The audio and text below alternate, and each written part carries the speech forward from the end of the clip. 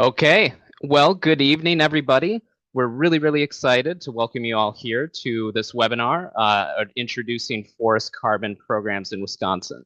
My name is Keith Phelps. I'm with UW Extension Forestry. I am also here with my colleague Scott Hirschberger. And on the call tonight, we have Josh and Ethan from LandYield and Family Forest Carbon Program, two forest carbon programs that are currently operating in the state of Wisconsin. You'll notice that we have a slight change in our lineup here. Jordan Lutz from Forest Carbon Works is not with us tonight, but he did provide an update that he wanted to share with you all. So Forest Carbon Works, they are pausing new landowner enrollments over the holiday season as they work on expanding their program offerings. So this new program will be released in early 2026, and it's designed to provide landowners with more opportunities to participate in forest project markets. So you can kind of follow their newsletter, follow their social media platforms for more updates on that. And before we kind of dive into the content, we do want to launch a survey for everybody, a Zoom survey poll. This is just in compliance with some civil rights. This is completely optional for you to fill out. Just important for us is to make sure that we are following the Civil Rights Act. So we'll give everybody a minute or two to fill out that survey. And we can kind of continue on by talking about some of the agenda. But before we do that, I also want to kind of give people an opportunity to explore another UW-Madison Extension Forestry offering. That's going to be another webinar that's on January 8th. So this is going to all be about promoting ecosystem health and promoting forest resilience. So if you kind of like what you're hearing here tonight, that's another opportunity to engage with us at UW-Madison Extension Forestry.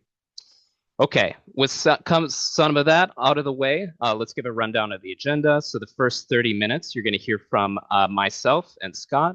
We're going to be talking about some basic concepts around forest carbon, the science of forest carbon, how forest carbon is measured, and then looking at the structures kind of a forest carbon program and markets themselves.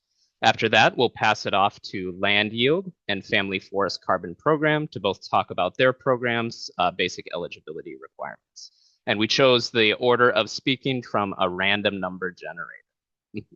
After that, we'll open it up to a 30-minute question and answer session with all of us. So you can ask any questions around forest carbon. During the presentation, as you are hearing from myself, Scott, Josh, or Ethan, please do keep your microphones muted. When we hit that 30-minute question and answer session, you're welcome to come off mute to ask your questions, or you can drop a question in the chat. So I think with that, we'll dive into our content, and we're first going to hear from Scott. So Scott, whenever you're ready, take us away. All right. Thank you, Keith, and welcome everyone. So as Keith said, we're going to start with kind of setting the foundation, the basics of what is forest carbon, how does that work, what's the voluntary carbon market. So we'll start with the science of forest carbon itself. So a good rule of thumb to emphasize and keep in mind is about half of the dry weight of trees is carbon. And so when we say dry weight here, we mean excluding water. So, you cut down the trees and let them dry out. About half of that is carbon. And it varies a bit by species, but that's a good rule of thumb. And so for a sense of scale here, if you have one cord of freshly cut pine logs, that's 128 cubic feet by definition. That's going to contain about 0.6 metric tons of carbon, which is the weight of a full-grown Holstein cow. So quite a lot. And where does that carbon come from? How does it move around in the forest? Here's a diagram showing the carbon cycle in forests. So let's just kind of break this down. So it starts when trees absorb carbon dioxide from the atmosphere through photosynthesis, and then they use that to produce the carbohydrates, the sugars, the energy that they need to grow. In that process, they do also release some carbon back into the atmosphere through cellular respiration, though that is much less than what they're absorbing. And then that carbon flows throughout the rest of the ecosystem. So it ends up in the trunk, the branches, the leaves, the roots of the trees, in the leaf litter. When trees die, that standing and fallen dead wood also has carbon. And then there's a lot in the soil. So in our part of the world, typically more than half of the carbon in a forest ecosystem is actually in the soil. So in the Chequamegon-Nicolet National Forest, for example, that number is about 51% of the carbon is in the soil. And that litter, the deadwood, some of the soil organic carbon, that does get back into the atmosphere through decomposition as well. But in a healthy forest, what's coming in through photosynthesis is going to be substantially bigger than what's leaving. So the forest is getting more carbon over time. Another thing to mention here is that when we're talking about managing a forest for carbon, we're typically talking about what's in the trees, the living trees, because that's a lot easier to change and affect with our management than the soil carbon, even though that soil carbon is a larger number. So two important terms that you'll hear floating around when talking about this are sequestration and storage. So sequestration is like deposits in a bank account. It's the process of that carbon coming from the atmosphere into the trees. And then storage is like the bank account itself. It's how much carbon is in the ecosystem. So there's storage in the trees, in the soil, in the litter, in the deadwood. And so that is most of the carbon cycle, but not a totally complete picture because forest products do play a role as well. So when we harvest wood from the forest, if those are made into short-lived products like paper or tissues or cardboard, that carbon is going to end up back in the atmosphere fairly quickly. But if we're talking about a long-lived product like mass timber for buildings or a nice piece of wooden furniture, that carbon is going to be locked up in that wood product for a long time. And so that's an important piece where carbon is stored too. So why does forest carbon matter? Why are we talking about this at all? Why does the voluntary carbon market exist? Well, forests absorb a lot of carbon dioxide. Right now, it's around 10 to 15% of the US's annual greenhouse gas emissions. So they're playing a really important role in limiting the amount of planet warming gases that we have in the atmosphere. And we want to grow this percentage. Through smart forest management, we can get this 10 to 15% higher. In Wisconsin in particular, our forests already hold over 1 billion metric tons of carbon, which is equivalent to the annual energy usage of about 500 million homes. So first and foremost, we want to keep our forests as forests so that that carbon stays in the forest and doesn't get emitted into the atmosphere. In northern Wisconsin, private owners hold about 63% of the forest carbon. State and local ownerships hold about a quarter, and national forest land accounts for 14%. So what happens on private land is really important locally and globally for forest's role in mitigating climate change, in absorbing carbon pollution from the atmosphere. So there's a lot of complexities involved when you ask, like, well, how much carbon is in the forest? One thing it depends on is forest type. So this graph is showing the above ground forest carbon stored per acre for each of the major forest types in Wisconsin on average. So on the low end, you have Jack Pine, and that is holding on average about 9 Ford F-150s of carbon per acre. And then on the upper end, we have Maple Beech birch forests, which are holding the weight of 20 Ford F-150s of carbon per acre. So quite a range there. And it also depends on health. We don't have a graph for this specifically, but generally a healthy forest is going to be storing and sequestering more carbon than an unhealthy one. And age matters too. So here we have a similar graph with the different forest types, but now we're looking at different ages. And again, this is the biomass carbon in the trees. So let's look at Maple Beech birch. Those oldest trees, the ones 120 years and older, they're storing the most carbon. They've got the most carbon in that bank account. The youngest trees have the least carbon stored, but look how big that increase is as you go from 0 to 30 years to 31 to 60 years. Those trees are growing rapidly. They're sequestering a lot of carbon. And that sequestration slows down as the forest gets older. So there's a trade-off here. Older forests sequester carbon more slowly, but they do have a larger total carbon storage. So when you think about managing a forest for carbon, you're going to have to find that balance between the sequestration and storage. You can't really maximize both at the same time. So let's talk a little bit more about the sequestration piece and how fast do forests absorb carbon. Thinking about a typical Maple Beech birch forest that's around 30 to 40 years old in our region, that's going to be sequestering about 0.87 metric tons of carbon per acre per year, which is about the weight of 2 large concert grand pianos. And in terms of greenhouse gas emissions, that's equivalent to replacing 8,000 miles of driving a typical passenger car. So pretty substantial. As that forest gets older, maybe it's now 90 to 100 years old, it's only going to be absorbing about 0.12 metric tons of carbon per acre per year, or about 1/4 the weight of a large concert grand piano, which is equivalent to displacing 1,000 miles of driving a gas-powered car.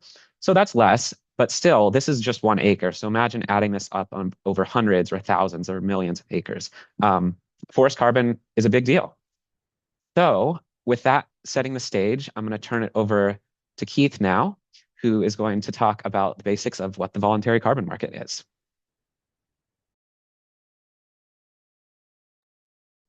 Awesome. Thanks, Scott. So really great background context into the science of forest carbon, but now let's dive into carbon markets themselves. So when we think about carbon markets, we really need to understand what a carbon credit is. So carbon credits are going to form the basis of a forest carbon market and carbon markets in general. They're going to be what is bought and sold in the carbon marketplace. So one carbon credit is going to equal 1 metric ton of carbon dioxide or an equivalent greenhouse gas such as methane that's either removed from the atmosphere or not emitted to the atmosphere in the first place. Because of that definition, we have two really important categories of forest carbon credits. So we can have either removal credits or we can have avoidance credits. In the forestry world, avoidance credits mean that we are preventing deforestation or we're preventing the conversion of forested land into a different land use, say, such as development. So there's some complications. There's it can be challenging to generate carbon credits for avoidance credits. So we really kind of see the forest carbon market system highly valuing these removal credits a lot more than the avoidance credits now. I'll point out, I'm talking a lot about forestry, but carbon credits exist in a lot of different sectors. So we can have them in agriculture, renewable energy, as well as forestry. And then, but finally, before we move on, another good way to kind of think about a carbon credit, a removal credit, is that one carbon credit also is roughly equivalent to 0.27 metric tons of extra carbon that's absorbed by trees. Okay, so why would companies buy carbon credits in the first place? Now, as companies are concerned about their greenhouse gas emissions, companies have set emission limits for their greenhouse gas emissions. So as a company is kind of thinking about their emission standards and monitoring that, they may see that they are actually above their net emission targets. And what they can do is they can purchase these carbon credits to then offset those emissions and meet those net emission target goals. When we look at carbon markets, we really kind of see two major forms of carbon markets. So we can have compliance markets. So these are going to be mandatory participation for certain industries. Examples of that could be methane producers or electrical producers. These are going to be run by governments. So we see examples of these out in the West as well as the Northeast. So if you heard of California cap and trade, that's an example of a compliance market. On the other hand, we have voluntary markets. Like their name suggests, voluntary markets are going to have a voluntary participation by companies, by nonprofit groups, by individuals who all want to voluntarily reduce their greenhouse gas emissions. Voluntary markets are going to be run by non-governmental groups. And then as of 2024, kind of the annual transaction volume that we see is 535 million, just to give you kind of a sense of how big the voluntary carbon market system is. And then before we move on, Family Forest Carbon Program, Forest Carbon Works, LandYield, these all connect landowners to participate in voluntary carbon market systems.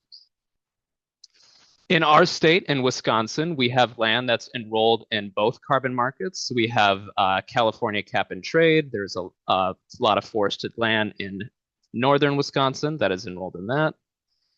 And then when we look at the voluntary side, we kind of see that just under 50% of county forest acreage is enrolled and participating in the voluntary market through voluntary carbon market programs. I'll point out that a lot of county forest is enrolled through developers who work with really, really big, large landowners. So that's kind of a distinction when we look at county forests that are enrolled in the forest carbon market system. So how are these carbon credits generated? I like to think when we are thinking about how carbon credits are generated, a really good way to understand this is it's kind of change in traditional forest management or business as usual to kind of grow out a lot more carbon. So because of that, we see a lot of improved forest management, a strategy for different projects to generate carbon credits. So this means simply we're doing sustainable forest activities that maintain or increase carbon in the forest. Two good examples of this would be extended harvest rotation. So in Wisconsin, if we kind of have a typical entry of when a forested stand may be harvested, we're just kind of adding on more years, lengthening that time for typical harvest rotation. And then harvest deferral is saying for, say, a specific forested stand, we are not going to do any forms of forest harvesting for a certain amount of years. We really see improved forest management kind of really increasing in the way carbon credits are generated. Market volume tripled just from 2023 to 2024 in these project types. And then the forest carbon programs that are on the call today all kind of utilize improved forest management strategies to generate carbon credits. Lastly, there are some other mechanisms, some other projects that we can generate carbon credits through reforestation and afforestation. So these are going to be planting or adding trees onto the landscape, and then avoided conversion, which we talked about a little bit earlier, which is basically preventing deforestation or a conversion to a different land use type. These three project types or mechanisms to generate forest carbon credits, they're a bit uncommon in the US, but they're a bit more common internationally. So now that we've kind of given the landscape for forest carbon, how carbon credits are generated, the difference between compliance markets and voluntary markets, I now kind of want to sketch out some key players in a voluntary forest carbon market program and just kind of highlight how carbon credits move through that system. So on the top here, we have the foresters who are going to interact with landowners. So you as a landowner might be on the top here. Foresters could be DNR foresters advising the landowner, consulting foresters hired by the landowner, or a project forester hired or contracted by the project developer themselves. The foresters really serve in that consulting capacity for landowners. Next up, we have the project developers. So these would be LandYield, Family Forest Carbon Program, Forest Carbon Works. These are going to be interacting with landowners to consult, agree to a contract, and start to generate those carbon credits. I'll point out that there are many other project developers operating in the United States as well.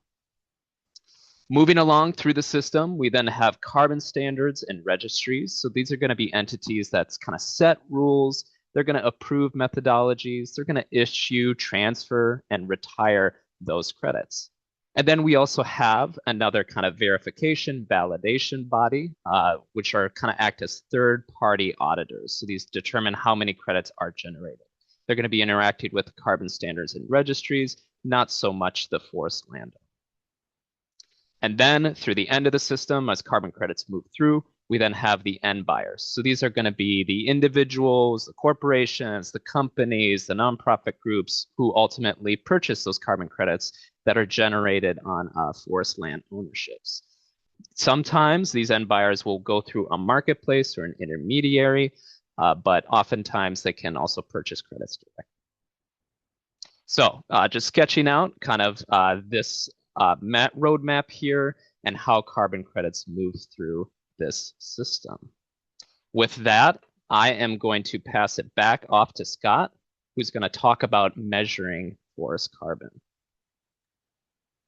All right. So all of this about the carbon market really depends on being able to know how much carbon is in a forest and how fast that forest is sequestering carbon. So we're going to spend a few minutes talking about the different ways that people measure forest carbon and kind of what the implications of that are for the accounting that needs to happen in order for these credits to be good, basically. So The most direct way to measure forest carbon is on site. You literally walk up to a tree, measure its diameter at breast height, and then you use an equation to calculate the dry weight of the tree. And remember, half of that is going to be carbon. So the particular equation that you'll use depends on the species of tree and potentially other characteristics, but it's a very straightforward calculation typically. And then you just repeat this for many trees in the area. And from there, you can extrapolate to estimate the total above ground carbon stored in those trees. So this tends to be a very accurate method, but the obvious problem is that it's very time consuming, very labor intensive. So another method is to use standardized estimates that have been generated for various forest types and ages. So this is through the U.S. Forest Service Forestry and Inventory and Analysis Program. They maintain permanent research plots in every state. And here in Wisconsin, we've got 6,000 of these plots, and they're measured every 7 years.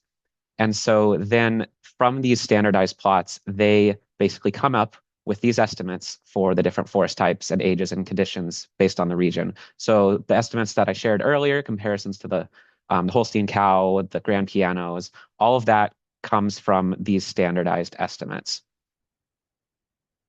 A third way that is growing in popularity and is commonly used by forest carbon programs is remote sensing. So with this, you're sending up a drone, a helicopter, or a plane, maybe even using a satellite, and then you're measuring the light reflected by the landscape. And you can actually figure out quite a lot from this. So you can measure tree heights, the canopy structure, even the general health of the forest. And then from there, scientists have come up with computer models that you can use to convert these measurements to carbon. And the big benefit of this method is it enables much more frequent monitoring at lower cost. But it does require, a lot of technical expertise. So this isn't something that you as a landowner would do, but it might be something that the forest carbon program you're working with does. And typically, as those models are being developed, they are calibrated with some ground measurements. And then whether or not a particular forest carbon program uses ground measurements on like every landowner, that's going to vary. But in general, like as those models are originally developed, ground measurements are involved to validate them. So the first two kind of key terms for accounting in carbon credits are baseline and additionality. So the key concept here is that forests are naturally absorbing carbon over time. So you can't just measure the carbon before the forest is enrolled in a program and then measure it later and say that all that carbon is because of the program. You have to compare what actually happened with what would have happened without the project. And so that is considered to be the additional carbon stored. And that baseline of what would have happened without enrollment in the program can be very challenging to calculate. And so different programs will use different methodologies to do that. And they each have their different pros and cons, strengths and weaknesses. A natural question to ask is how long are we talking about sequestering and storing carbon? And what if things go wrong? So the standard that's emerged in the industry for permanence is 100 years or longer. So that's why these programs typically have long contract lengths, is so that they can make a case that the carbon is actually being stored permanently. Now, things can go wrong. So there could be an unexpected loss of carbon, or maybe the trees grow more slowly than anticipated in the models. That's called a reversal. And this can happen for a variety of reasons. There could be a wildfire, a windstorm, an insect outbreak, or if the landowner overharvests more than what they're allotted to harvest under the terms of the contract, that would be a reversal as well. And so the programs have to account for this possibility. So typically they'll create a buffer pool, which is a set of credits that they basically use as insurance. So instead of selling them right away, they kind of hold them back in case they need to use them to account for a reversal. And again, different programs are going to have different ways that they go about this whole process. Another key concept is the potential for leakage. So it's possible that less harvesting in one place could lead to more harvesting in another place to meet market demands for lumber.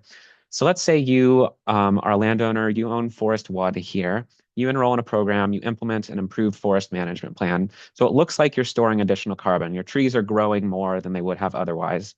But what if your neighbor has Forest 2 and they're maybe highly motivated by timber income and they're able to get a better deal on a timber sale, and maybe they harvest more of their woods than they would have, or they harvest more frequently.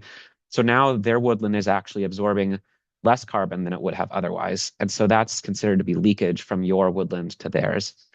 And some amount of leakage is very, very common in forest carbon programs. And so that's something that all of these programs have to take into consideration and account for, and basically subtract that leakage off from the amount of credits that they're trying to generate. And again, different programs have different approaches to this. And if you're someone who's interested in a forest carbon program specifically for the climate change mitigation piece of it, this is the sort of thing that you should ask more questions about to really understand how they're accounting for these different aspects to make sure that it's really having the climate benefit that you want to have. So let's talk a little bit about how carbon might or might not fit into your goals for your land. At the end of the day, managing for carbon is a goal that you could choose to have or might choose not to have. So you need to think about how it fits in with the other things that you're looking to do with the land. So some things that managing for carbon is typically compatible with is if you're looking to support wildlife that depend on middle-aged or old growth forests, your forest is going to have more of those characteristics as you go through this process. So that would be a match. If you enjoy recreation, or if you're trying to manage invasive species on the land, invasive plants, those goals are going to typically be compatible with managing for carbon. And it's also important to think about your heirs or whoever might have the land after you. Do they agree with your vision? This is a long-term commitment, and so you want them to be on the same page as you. That's a very important conversation to have. Some potential reasons it might not be compatible for you is if you're trying to support wildlife that depend on young forests, like grouse or woodcock or golden-winged warblers, those sorts of creatures, that may not be as easy to do if you're managing for carbon sequestration and storage. If you're trying to prioritize timber income, again, that also might be an incompatibility. And if your heirs don't agree with your vision, or you think that whoever you end up selling the land to isn't going to want to be in a long-term contract like this, you don't want to start into a contract that you or someone else is going to have to back out of later. And then another piece of this might just be the characteristics of the land itself. Some programs only accept certain forest types, so you're just going to have to work with what you already have when thinking about if this is compatible for you.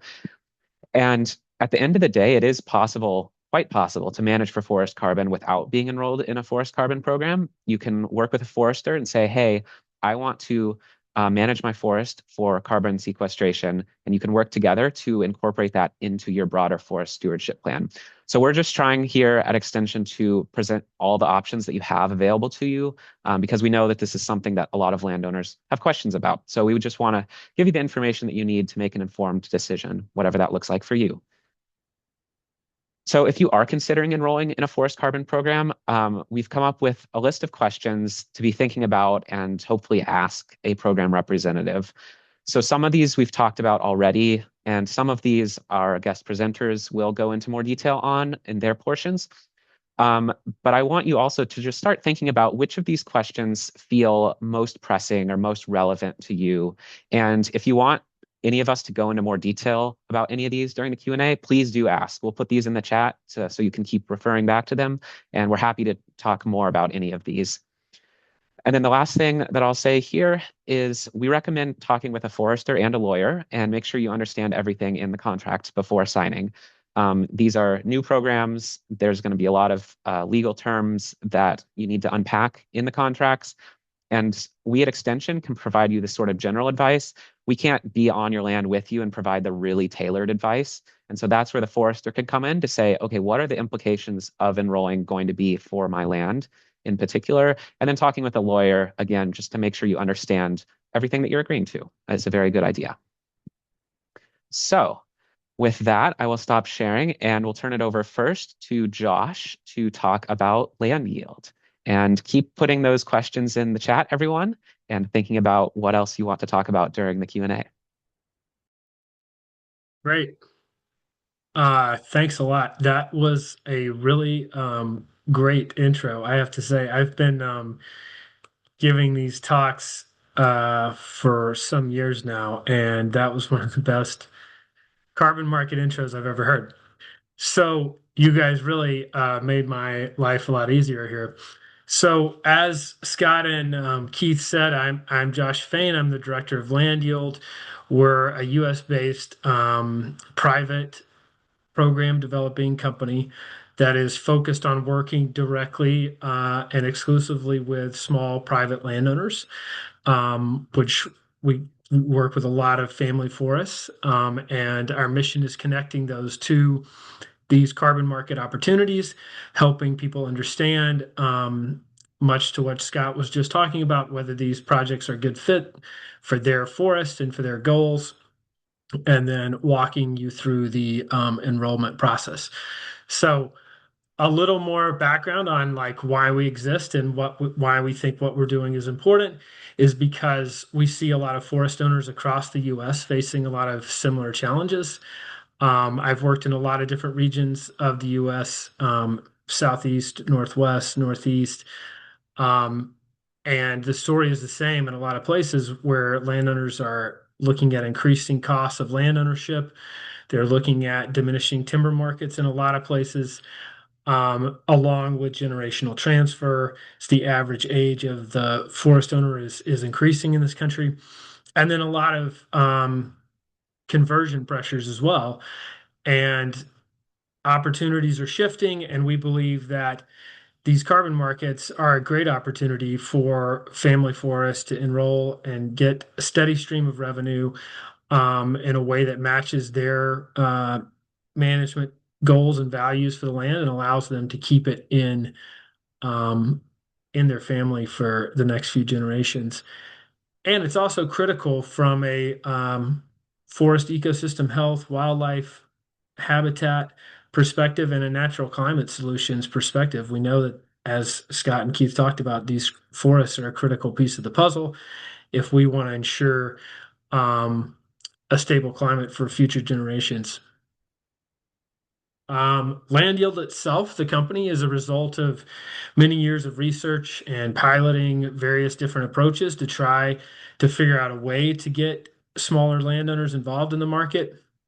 The issue for a long time was that these on-the-ground measurements that Scott and Keith talked about were very costly to come out and do a very exact level inventory of your forest and calculate the carbon and then go through all the baseline modeling and all of that sort of thing. And then the monitoring was quite costly. And so it didn't really make financial sense to have projects that were less than thousands of acres, especially when the price of carbon was very low. The market was very new. Um, so over the years, we've tried a lot of different things. I've been a part of trying various technologies, aggregating projects. There's been various methodologies. And where we've come to now is a sort of combination of aggregating smaller landowners into larger projects and using some of the remote sensing and remote monitoring technology that they were talking about to make it a lot cheaper and easier for smaller landowners to enroll, and then easier for us to monitor the forests without being intrusive to know that the carbon is being stored, and ultimately the companies that are paying to offset their emissions are in fact getting what they're paying for. So another piece of this puzzle was getting a methodology approved by one of the registries that they referred to, and we worked through the American Carbon Registry, which is the largest voluntary market registry in the U.S., getting a specific methodology that was created and tailored to the needs of small landowners that had smaller landowners in mind, and it's written in such a way that can provide carbon buyers with confidence that they're buying high integrity credits, and at the same time, there's some supporting family forest owners in rural America, and that appeals to a lot of companies as well. How our program works is that it's a 40-year long commitment from the landowner. And it's split up into two 20-year long periods. And this is pretty standard for improved forest management projects through this particular registry. The first 20 years are a commercial harvest deferral, in which the landowner commits to not doing any commercial harvesting on their property. Timber stand improvements projects are permissible and can be done, and we encourage good forest health treatments. You can treat invasive species, you can treat pest outbreaks, you can do some salvage harvesting if there's a natural disaster, but you're committing to no large scale commercial harvests. the timber grows that first 20 years. And then at 20 years, we have to refresh our data, and there's a decision point. The owner can either say, I'm willing to continue to defer my harvest if that's appropriate to the forest conditions, and we can continue to pay you in carbon credits, or you can say, no, I want to start selectively harvesting my property, and we work with you to maintain the volumes of carbon that have been paid for, but you can start managing the growth of the forest going forward. This also is flexible around harvesting of non-timber forest products. This is a big thing in certain parts of the country where there's pine straw industries or pine cones or even firewood collection to an extent. Hunting leases are allowed under our program. Of course, recreational uses, basically any uses that don't affect the um, the timber stands are pretty much allowed. Um, it's important to emphasize here that there's no cost to landowners to develop the project. We don't pass any of the development costs along to the landowner. There's no cost in our program for inventory or measurement or monitoring, any of that sort of thing. We take care of all of that as a part of our business. Now, sometimes I sort of gloss over this slide, but since we got such a great intro from Scott and Keith, everybody's going to understand what this is. And it's just showing on a graph what sort of the carbon flows in a hypothetical sense look like if you're harvesting timber regularly. You have that down here on the green line. We model what your carbon flow in your forest would look like if you were managing in sort of a business as usual way, if you were managing to maximize the net present value of your timber. That's sort of what that carbon flow would look like. And then we can model a grow only sort of scenario. And the difference there is what's considered additional carbon that we can sell and then return the revenue to you. We use a combination of remote sensing data and we match that with FIA plots, the Forest Service plots that were mentioned. We can doing that through a rather complicated process that is very it's amazing what these guys have put together. We have several PhDs on staff. We can really get an accurate measurement of your forest remotely. And so we don't have to come out and put in plots and do a lot of measurement on your property. We do go ground verify this data, which I'll get into later. Sort of the crux of our technology is our online platform, which allows landowners to create their own projects. You can either do this by yourself, you can work with a forester, or you can work with one of our staff to come in. You create a profile. You just have to go through a simple ID verification process. Then you'll go on to a website that looks something like Zillow or any of those kind of apps, if you're familiar with those. You can navigate to your address or to your county or wherever and find your tax parcels. Click on those parcels because we already have all that data loaded into our application. You can instantly see the carbon value of that parcel. So you can make a really quick assessment of whether this is something that makes financial sense for you. Over here, this is just a screenshot of this. It'll show you the parcel, the county, the data that's available publicly from the county on ownership and acreage and all that sort of thing, and you can find your acres that way. So it's very sort of easy to get into, and just there's no commitment at this point. You can just get in here, you can look around, you can see what maybe some of your parcels be worth in carbon payments. You also have the ability in our platform to select specific stands and not enroll entire parcels. We do have a minimum acreage of 40 forest eligible acres, which I'll get into a bit more in a second. But as long as you have 40 acres, you can sort of customize your parcel and put in the forest that makes sense for you and not necessarily your entire ownership or entire parcel. Excuse me.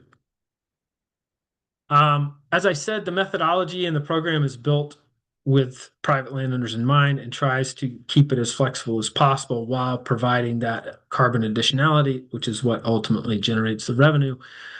But like I said, you can enroll the stands that you want to meet your long-term management needs. You can work with your forester to do forest health treatments. That's allowed. Up to 5 cords of firewood every year for personal use is allowed, and then we can work with you beyond that. Small clearings for food plots for hunting purposes or cabin sites can be allowed. And then it's a fairly straightforward process to transfer the projects to new owners if you end up passing those down to heirs or transferring ownership through some other means. And then lastly, forest certification is an option. It's not a requirement in our program, just because it's a harvest deferral program, so we don't require that your forest be certified to be enrolled. I've already talked a little bit about the methodology we use. This is just goes into this some more. It's a methodology that's been approved by the American Carbon Registry. So these are high integrity credits that are highly vetted by third-party auditors.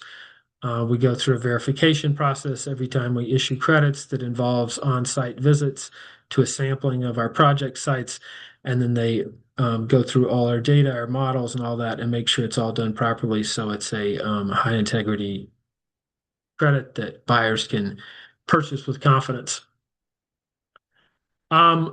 Some of the key things, benefits to landowners through this program are that it allows you to generate revenue from your woodlands while conserving it and passing on a legacy of good forest management, ecological forest management, managing for multiple values, and you can, pass that along to your kids or your grandkids or the next generation, whatever form that might take.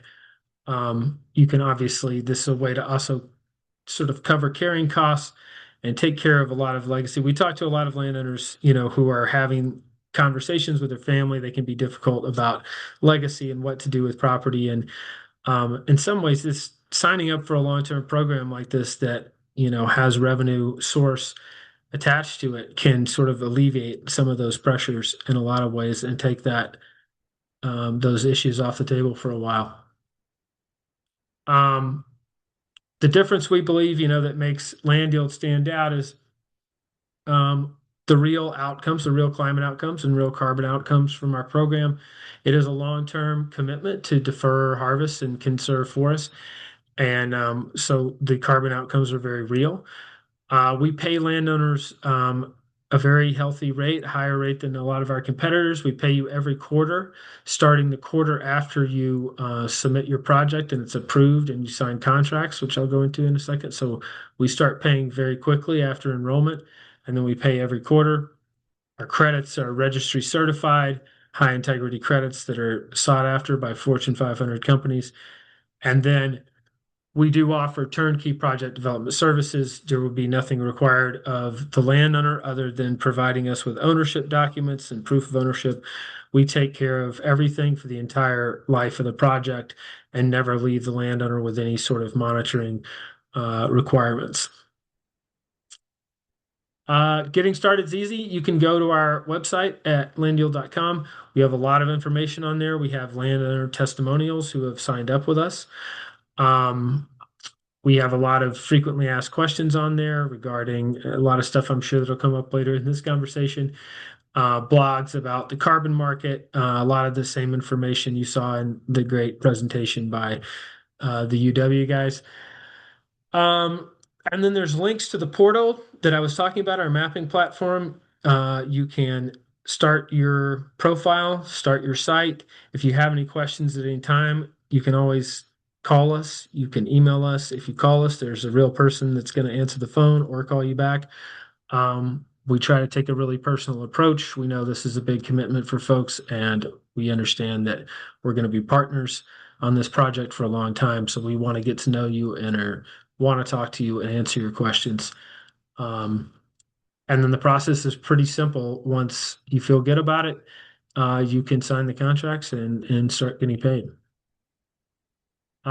This is just an example screenshot of our platform. Again, just to show you that It's pretty easy to get on here, find your tax parcels, walk through the process, get an estimate. Here's a shot that'll show you what each of your parcels, if you have multiple parcels in, what they're each worth acreage wise.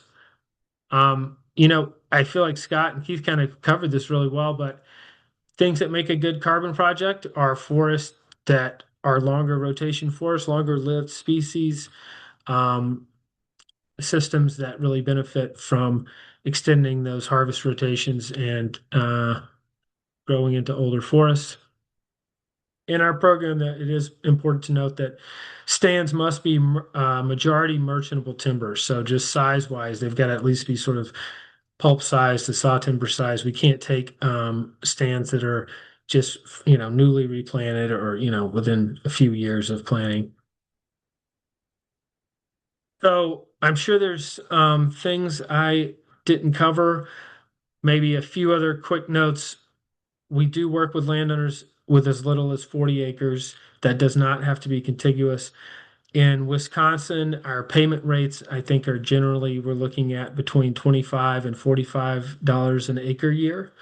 So that's what you could be looking at. That depends on your forest conditions and growth rates. Um, and I'm sure more will come up in the questions, but I really appreciate everybody being here and listening to me and staying tuned on a Thursday night. And that's my info up there. And I'm sure Scott and Keith will make it available too if people want to contact us later on. So thanks a lot. Great. Thank you so much, Josh. So now, if you can stop sharing, we'll have Ethan start, and he Yep. will share about the Family Forest Carbon Program.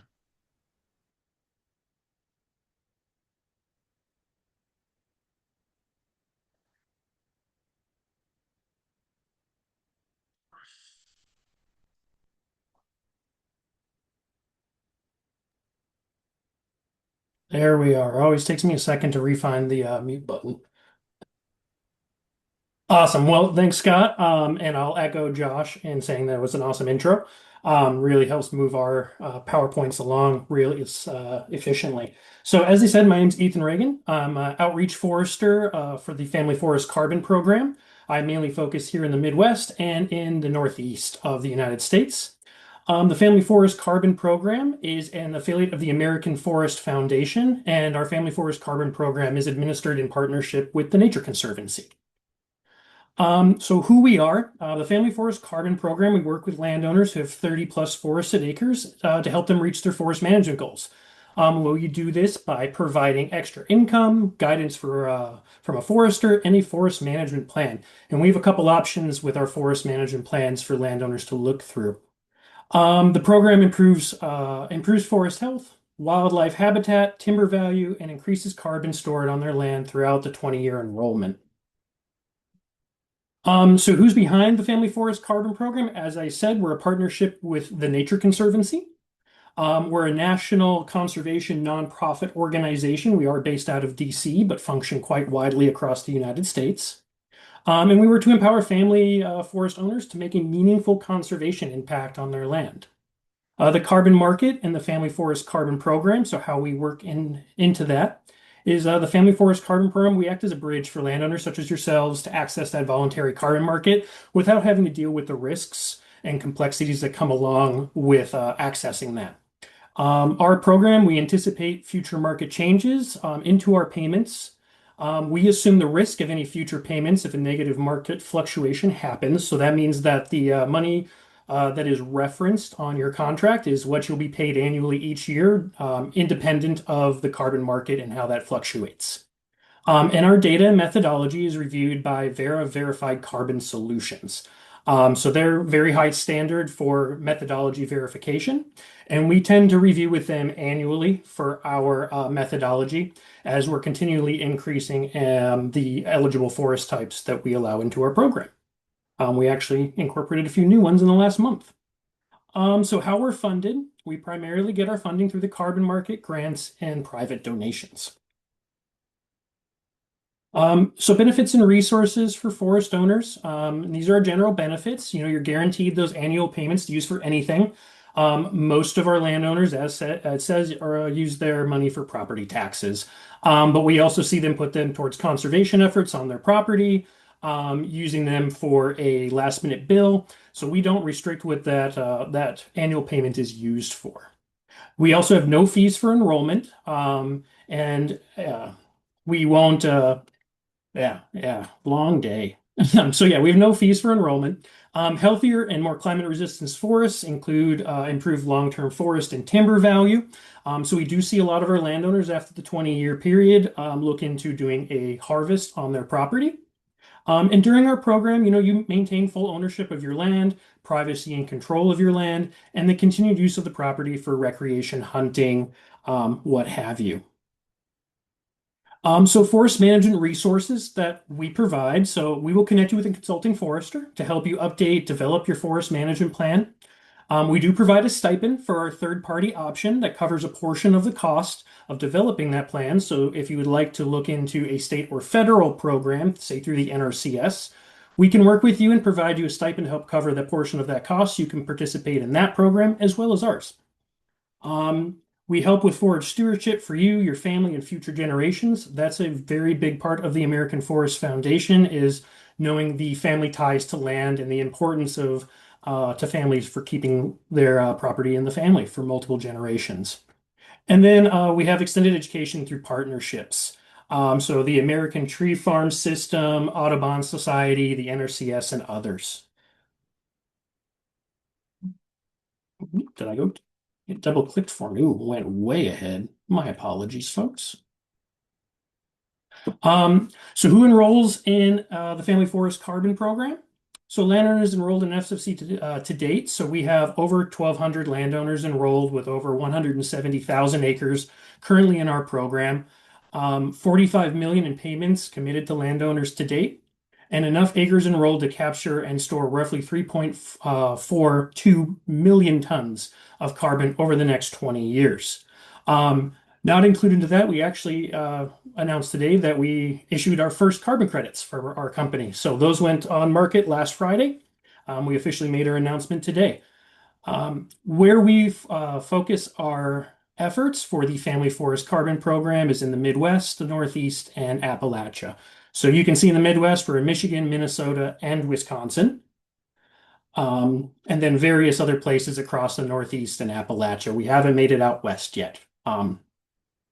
So what are enrolled landowners' goals for their forests? So a majority of our enrolled landowners have a prescribed harvest outlined in their forest management plan. Most use their land recreationally and for hunting, and most plan to keep their land in the family and pass it down to future generations. This map shows where our program is currently functioning. So you can see in the apps, Northeast and in the Midwest, we primarily function in the north of the Midwest, northern Michigan, Wisconsin, and Minnesota. The program that we offer in the Midwest, seeing as different areas across the United States have different programs in our Family Forest Carbon Program, depending on what the dominant tree species and the timber market is within that area. So we adjust based on what we need to compare our landowners who are participating in our program to. So the practice is designed to allow landowners to grow older and larger trees than the average forests in your area. This practice promotes long-term forest health, improves habitat for numerous wildlife species that rely on mature forests, and increases the commercial and environmental value of the woodland while allowing you to maintain a working forest. So for the Family Forest Carbon Program enrollment, these are our criteria. So our enrollment comes at no cost to you, as I said at the beginning. We do require 30 acres of existing forest that match regional criteria, and we'll talk about that here in a little bit. It's a 20-year commitment, increasing the long-term value of your forest. So the Family Forest Carbon Program practices are designed to grow bigger trees that are worth more at the end of your commitment with this program, which is why many of our landowners seek to do a harvest at the end of our program, because they've milled a more resilient and better timber valued forest. There are no existing restrictions on timber harvesting activities. So that's something that we require. This includes local ordinances, conservation easements, and designated no harvest area. I did see someone in the comments ask if we can function with conservation easements, and we can. Once you look into enrolling with us, we'll review your conservation easement and let you know is that something that's compatible with our program. Often they are, unless they have a very strict no harvesting clause within it. And then, excuse me. And then your land is not or has not been enrolled in another forest carbon program in the past. We do have an exception though for those that were in NCX. So here's a good spot to take out your cell phone if you want to take a quick picture. This is our criteria for enrollment in the Family Forest Carbon Program's Growing Mature Forests. So that's at 30-acre minimum. It's a 20-year contract. Similar to LandYield, we do have a stocking or volume requirement of a minimum of 80 square feet per acre of merchantable timber. So very similar to LandYield, has to be merchantable timber. Forests may be made up of any tree species except for those that are dominated by aspen birch. We do all of our monitoring and forest analysis via GIS, Geographic Information Systems, and we do active monitoring throughout the 20 years. So we're able to determine forest eligibility quite easily through satellite imagery. But if you'd like a forester to come out and walk the property for eligibility, we're more than happy to take that request. So sustainable harvesting is allowed within our program. That kind of differs us from a lot of other programs. The only harvesting that you're not allowed to do is clear cutting and high grading. We do have a personal use allowance for firewood up to 5 cords a year. All we ask you to just let us know at the end of each year how much you used.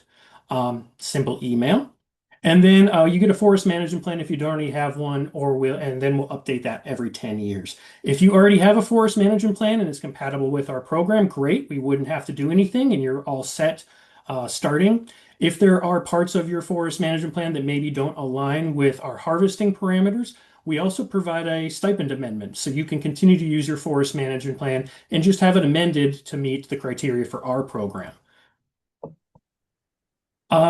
Activities that do not interfere with our program include hunting, hiking, trail development, treating invasive species, protecting regeneration, mushroom gathering, which we found in the last few years has become much more popular, especially in those heavy oak woodlands, and then maple tapping.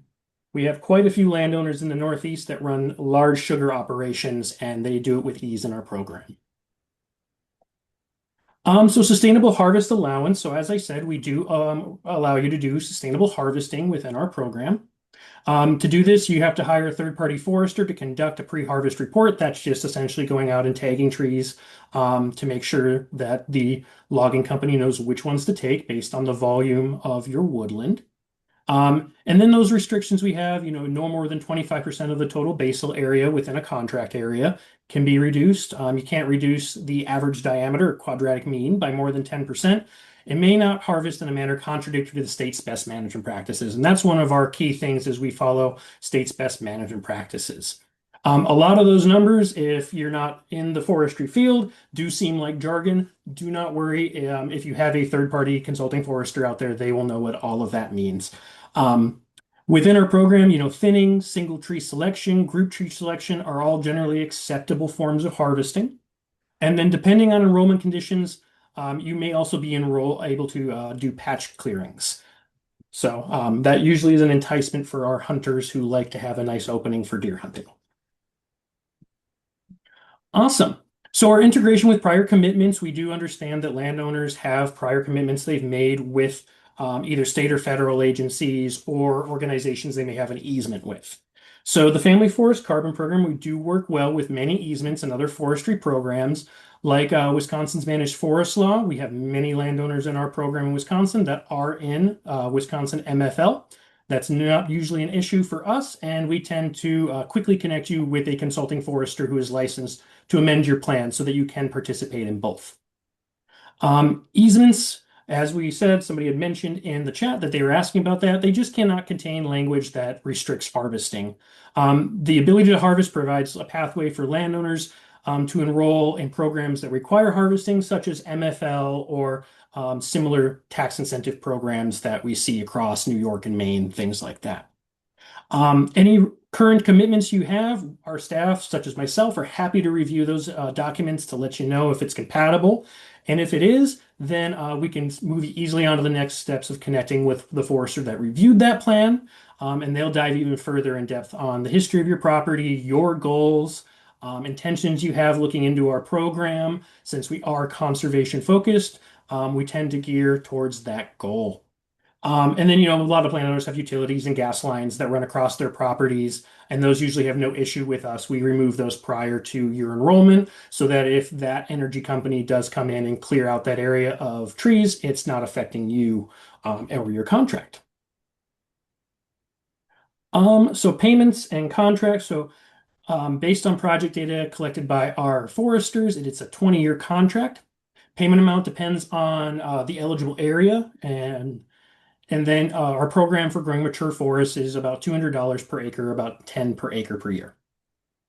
And then we provide a forest management plan based on the total forested acres, or stipend, sorry, for that. So you'll get a little assistance if you are looking into those third-party plans. We also provide the option for our landowners to have a free forest management plan template done by us. If you're not looking to spend the money on a third-party plan, we can write a plan for you for free that helps you meet the contract obligations, but also gives you guidance based on what we found as we walk through your woodland and chat with you about your goals. Contracts with specific payments sent over to landowners for consideration. So forester surveys the property with the landowner is usually how that visit goes. You'll receive an offer within 30 days to consider. So you're given those 30 days to talk with family, other folks that may have stakes in the property, lawyers, and we really encourage you to reach out to us with any questions you have. We know that it's a large commitment for 20 years. We want to make sure that you're fully aware of what you're signing up for before you actually get that document in front of you in the pen out. So please, if you're in that waiting period, happily email me 3 times a day. I will respond 2.5 times a day, depending on the difference in our time zone. Let's see. And the enrollment process, usually start to finish, is just shy of 3 months in length. And that is usually shorter. It just depends on when the landowner is available to have a phone conversation with both our account reps and a forester. So payment terms and scheduling. So this is an example. So we do pay out our contract in percentage installments. The table on the left shows how we integrate those percentages into each annual payment. And then the table on the right is an example for somebody that has 50 acres or a contract that's valued at about $10,000 with us. So initially, they'd receive that $2,000 each year, years 2 through 8, 300 each year, 400 years 9 through 14, and etc. Awesome. So this is Tim Stout. He's one of our Vermont landowners. Just as a landowner testimonial, he's actually now on our board. He was one of our first landowners and eventually ended up transitioning to being a board member. But I'll let you read his words about our program.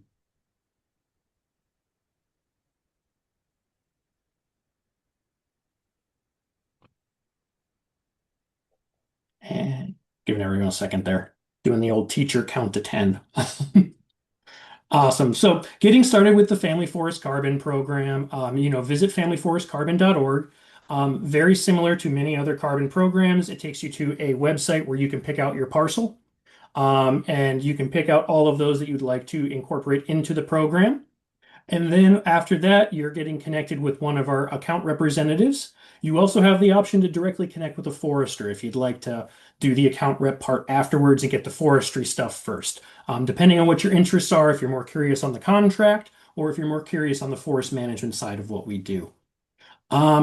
We determine that eligibility, like I said, through satellite imagery, but if we're not 100% on what we see, we'll send somebody out for a free site visit to determine eligibility. We always encourage landowners to join along in those because it's a great point of contact for you to meet an inhuman person and be able to ask questions, talk with them about possibilities of whether doing our free template plan or based on what they see, maybe a third-party plan might benefit your property. So that's a really great time to connect with them. Once that planning is finished, again, you're reconnected with your account manager who will give you that offer. And that offer package will include a contract, a map of the stands that are eligible for the program, and then a breakdown of what your annual payments would be while you're in the program. Once you sign with us, within 30 days, we'll send you your first payment as well as a stipend for your forest management plan. And then the landowner, you will continue to receive support through our community and sustained engagement team through all of the 20 years. So once you're enrolled, anytime you'd like, if you need to reach out with us with questions, we have that community. We also have landowners that have chosen to be part of an ambassadorship, so you can connect with other landowners that have similar goals who are also enrolled in our program. And that is all I had. I want to thank everyone again for their attention and coming into this carbon program overview tonight. And I'm looking forward to the questions. Awesome. And with that, thank you so much, Ethan. Thank you so much, Josh. I think we're going to launch into questions. So before anybody comes off mute, we've got some lively questions in the chat. So I want to address some of those. So we have a good question here that Ethan, you addressed with conservation easements. And I just want to ask Josh, can your carbon program, LandYield, coexist with a conservation easement before we move on to some other questions? Yes, we can work with most conservation easements, very similar to what Ethan said. If as long as they don't have extremely restrictive language around timber harvesting, we can usually work with those easements. Awesome. And then we have kind of another question about clarification of geography. So I really like thinking about this question. Is converting overgrown oak forests back to more historic open oak savanna contrary to carbon holding goals? So thinking about more kind of like forest restoration, especially in southern Wisconsin.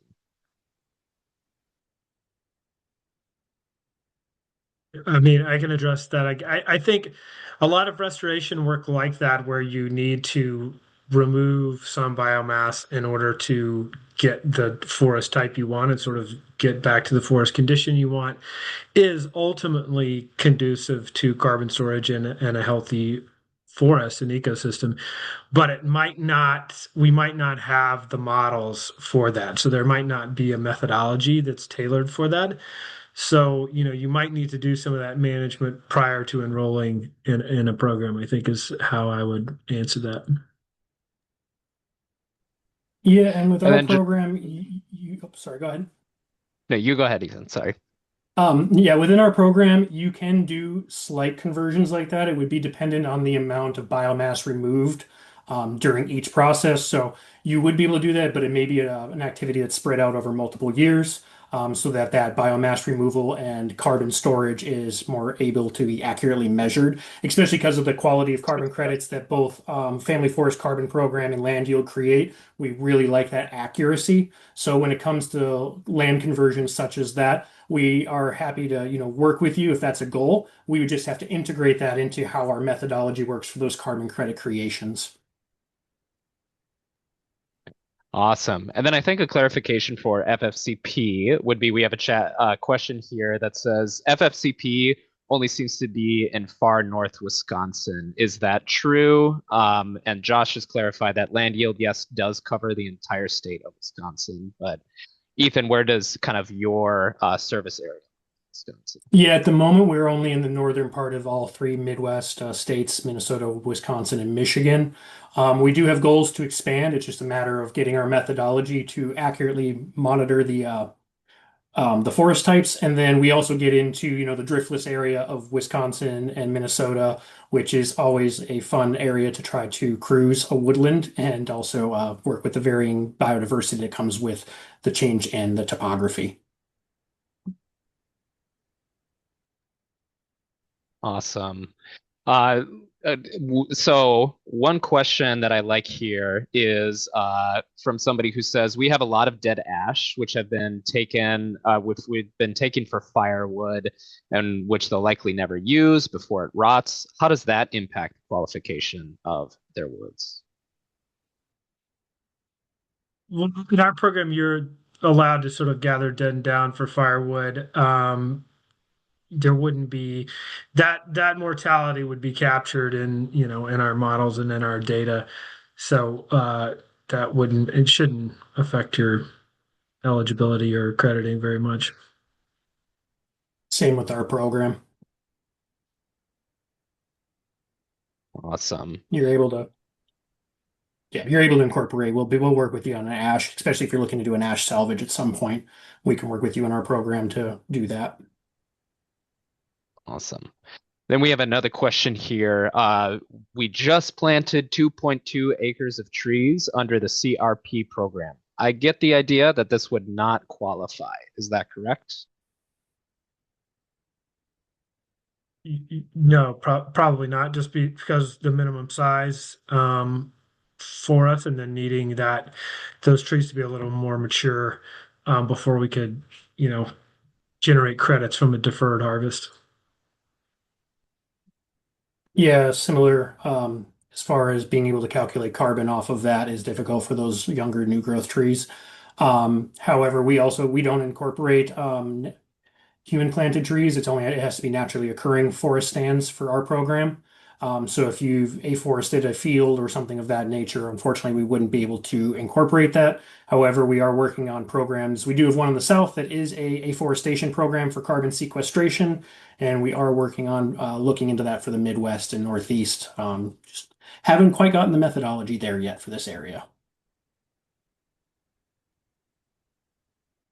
Awesome. And then we have another kind of forest cover type question that I think is really good. So, say in a hypothetical scenario, you have kind of 200 acres of sphagnum moss swamp. There's some black spruce, maybe some tamarack. Would that kind of qualify under a forest carbon program?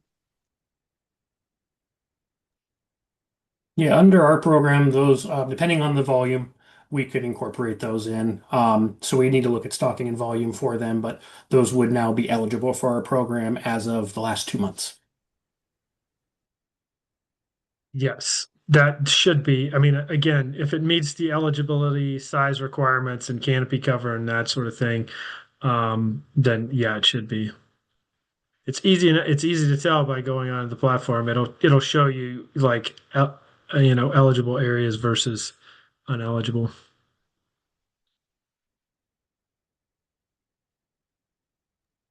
Gotcha. And it looks like we have a follow-up on the dead ash, the question that we're talking about originally.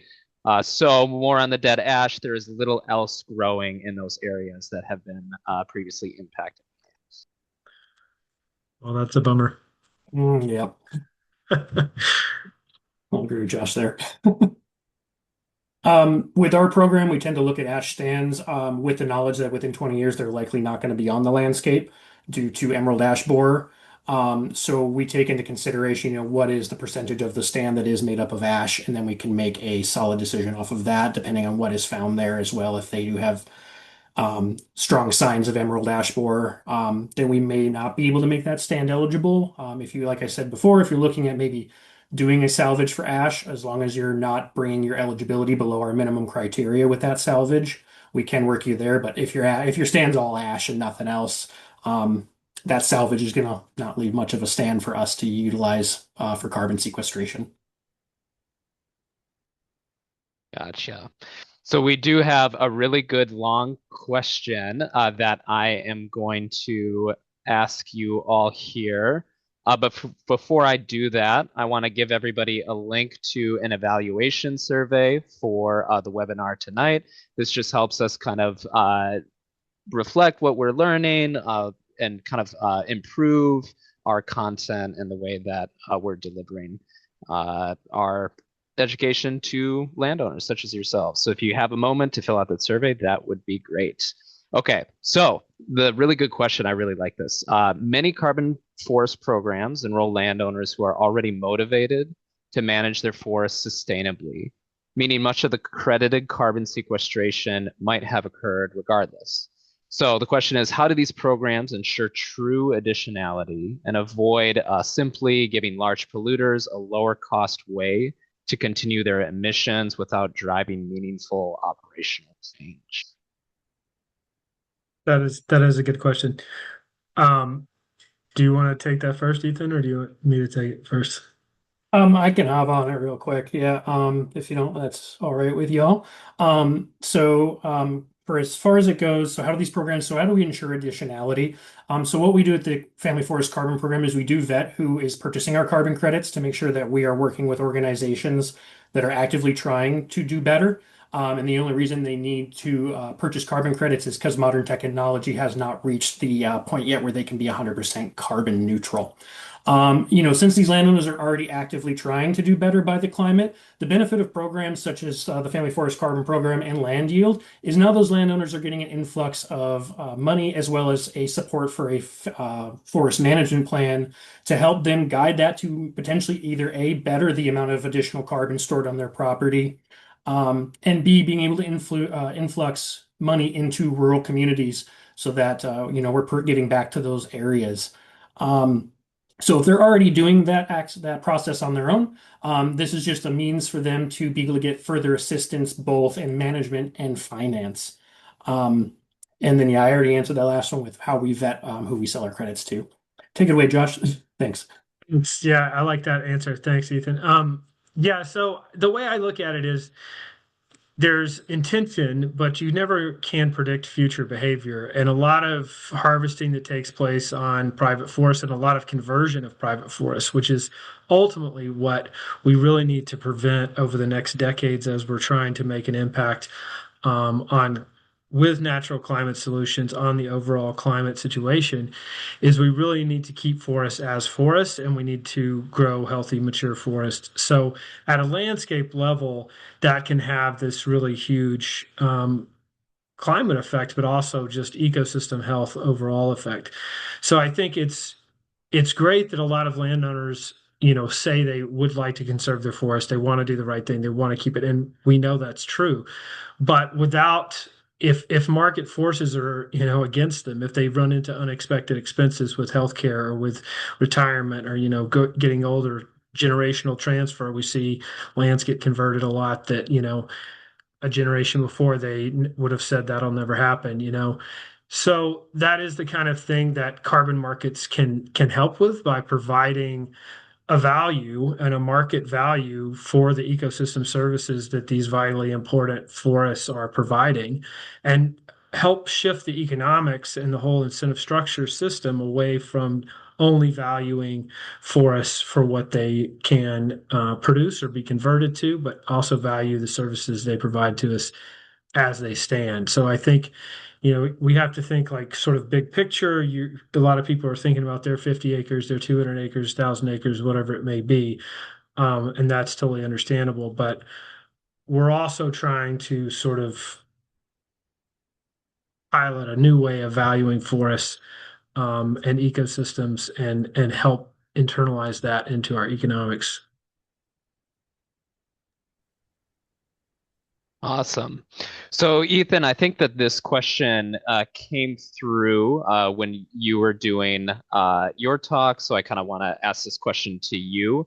So, what happens after 20 years? Are there any restrictions on their ability to harvest after 20 years? Yeah, great question. Yep, I made sure I was off mute this time. For our program, we do have, like I said, that 20-year contract. There is an automatic renewal clause in there as long as you connect with us 120 days prior. We don't renew your contract. And then afterwards, the land is handed back. We do not have a monitoring period afterwards. So you can usually do what you'd like with the property afterwards, unless there's some other stipulations from another organization on the property. And then, Josh, would you just remind the audience, kind of like after 20 years, what happens with LandYield? Yeah, so ACR requires that every credit we sell through their registry is held, that ton is held until the end of the 40-year period. So after the first 20 years, you have a decision point of whether to start harvesting, selectively harvesting in the second 20 years, or whether you want to continue to defer harvest and sell carbon in the second 20 years. Awesome.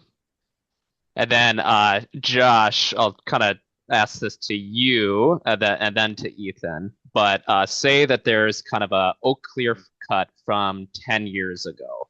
Would that be covered under a forest carbon program?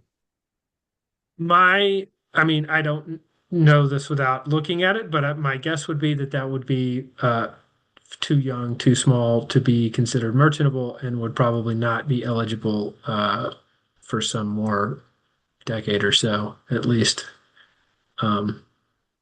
Yeah, so can we just talk about this for a moment? Because I think there's been several confusions around this kind of point. So when we say merchantable, we mean that like a logger could come into your woods today or like during the right season and do a timber harvest and sell that lumber, right? That's what you mean by that Yeah, term? we mean there's market demand for that wood. It's got to be of a size Mhm. and species that a mill would want to buy from you.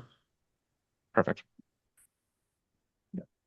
I echo Josh on that one, likely too young of a stand for our program. We do reevaluate though at the 20-year mark. So if at that point, if you'd like to renew, we can look at it and then add that if it's now meeting the minimum eligibility requirements at that time. Yeah, for sure.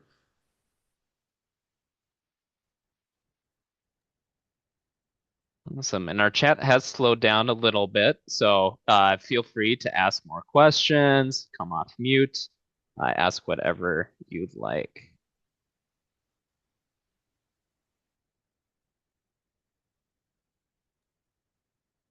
I did see somebody, Tim had mentioned, is an AI generated forest management plan acceptable? Unfortunately, for our program, that is not. We would need one written by a consulting forester, primarily because we have to have that data accurately laid out from a boots on the ground perspective, so that we have proper ideas of how to manage it.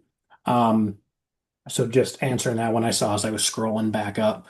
Do love that you're using, whatever your resources at hand to generate a management plan for yourself to give you some guidance, though. So that's cool. But unfortunately for us, we wouldn't be able to use a plan such as that.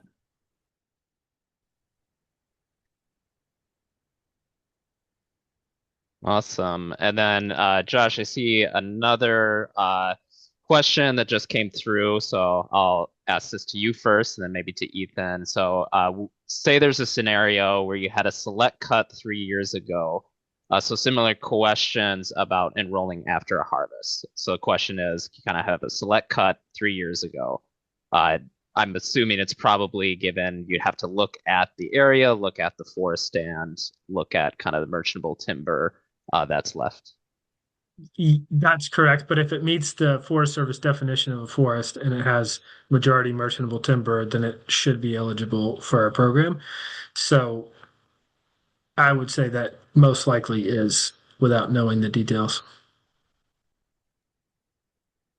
Yeah, and I would echo that without having seen it. We would have to, for our program, what we would do is if you've done harvest in the last 5, we do send out a forester for a free site visit. They'll cruise the property, determine eligibility there. If you can provide, though, a pre and post harvest report, we can also use those to then determine your eligibility if those were provided by the forester or logger once they were finished.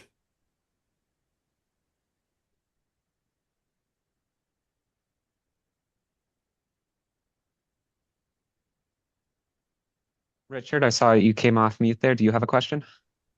Uh, it's easier to ask it verbally than try to write it down. As currently, I'm involved in my property's got wetland and it's got prairie restoration and creation that I'm pretty involved in with fires and controlled burns.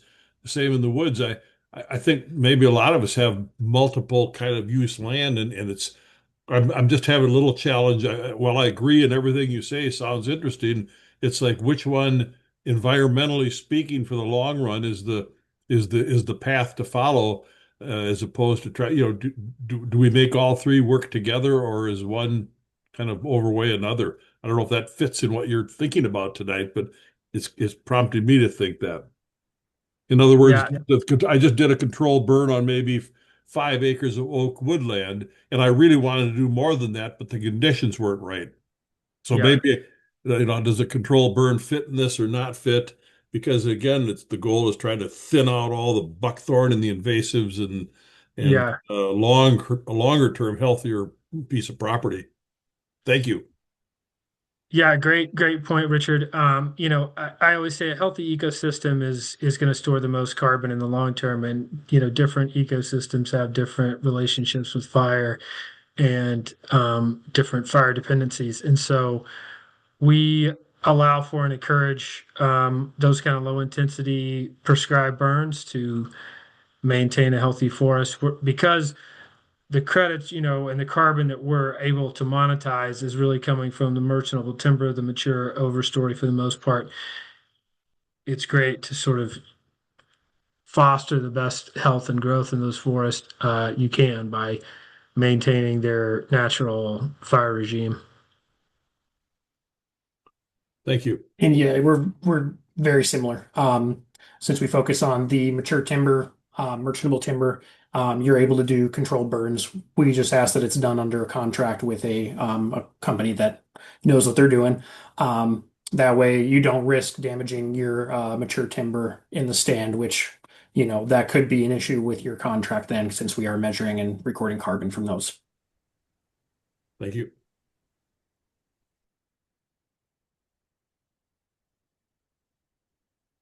Thank you so much, Richard.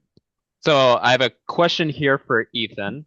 So Ethan, do you have a link to the criteria your company uses to determine which companies you will sell carbon credits to? Specifically, how do you ensure that the buyers are actually doing the right things and not simply using credits to avoid changing harmful practices? For sure. So I do not have that as a forester, but we do have that criteria that you can ask from our account reps and info team. That's primarily for our program. Those organizations are vetted through both Verified Carbon Solutions, the Nature Conservancy, as well as our science MRV and carbon sales team. But I don't have the direct criteria in front of me. But if you reach out to us, we are always happy to source that and provide it for you. It's not hidden information. I just don't have access to it as a forester.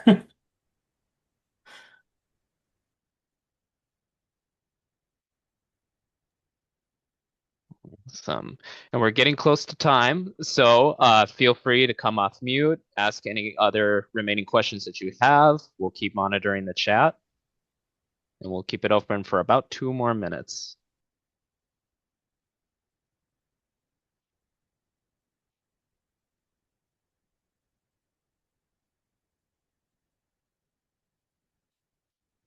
Well, I've really appreciated being here, and everybody's questions have been great, and really appreciate you and Scott and Keith for doing this and the great intro, and hope to hear from a lot of you. Ditto. Yeah, great job, Scott. Keith, awesome. Nice meeting you as well, Josh. Yeah, you through too, the Ethan. camera. Awesome.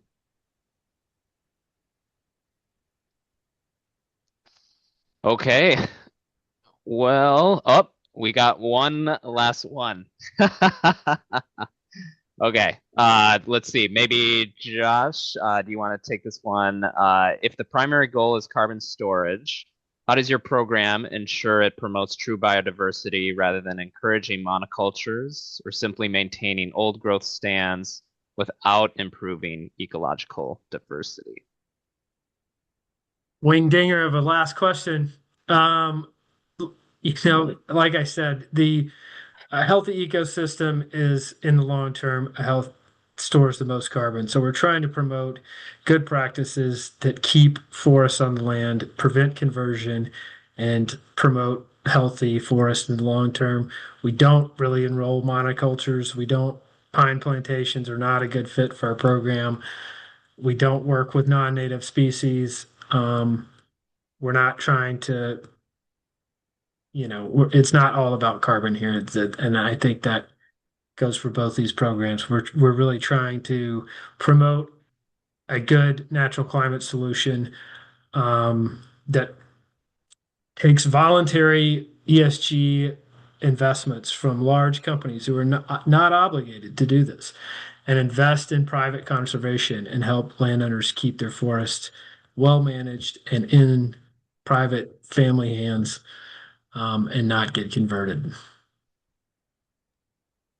Again, very similar for family forest carbon programs. We don't enroll monocultures or plantations. They have to be naturally occurring woodlands.